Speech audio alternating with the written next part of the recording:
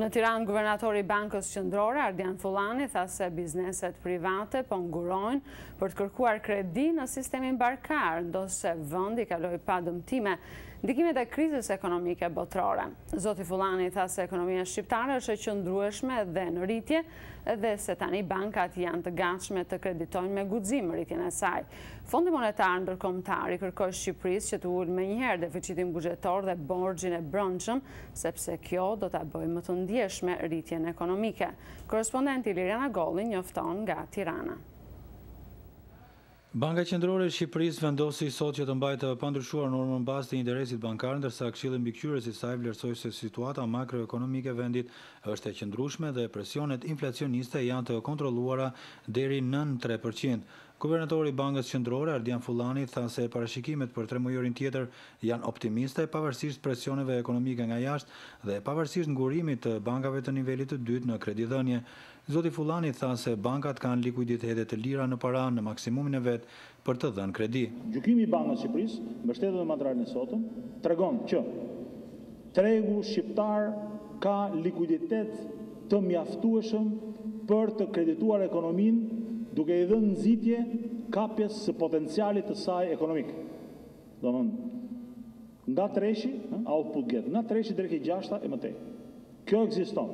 Likuiditeti, bazë ekziston, oferta ekziston. Guvernatori Fullani tha se Banka Qendrore ka ndërmarrë një seri masash për të mbështetur bankat e nivelit të dytë në dhënien e më shumë kredive dhe në reduktimin e kredive të këqija, por në uljen e ritmit të kredive sipas tij ka ndikuar ulja e kërkesës për kredi. Kreditimi i vogël dhe i mesëm në rangun botror ka probleme sepse bankat janë shumë të kujdesshme me një sër dokumentacioni bazë shtesë për të qenë më shumë të kujdesshme se më parë në dhënien e kredit. Kështu i ka një bllokim të kredisë në kreditorin e vogël dhe të mesëm. Dhe këtu kërkohet shumë për të bërë. Ndërsa kreditori i madh është i bllokuar për arsye të mos administrimit të kreditimit të tij përpara krizës.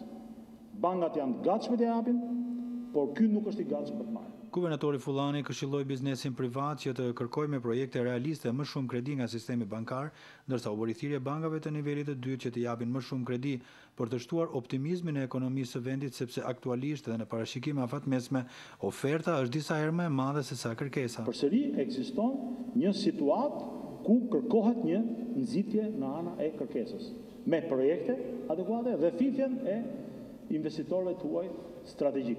Por kjo do të varet shumë nga optimizmi, realizmi dhe njëkohësisht iniciativa e bazuar mirë në projekte reale të sektorit privat.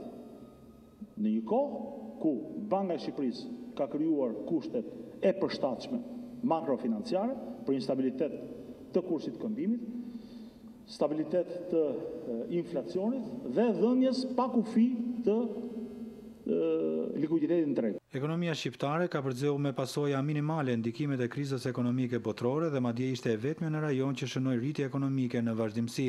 Megjithatë, studimet e Bankës Qendrore dhe të Fondit Monetar Ndërkombëtar ndorën se tani kompanitë private dhe entet shtetërore duhet të kapërcejnë ngurimin dhe frikën e krizës botërore dhe të investojnë me guxim, duke reduktuar deficitin buxhetor dhe borxhin e brendshëm, pikërisht përmes rritjes së fitimeve dhe mbledhjes më të mirë të taksave.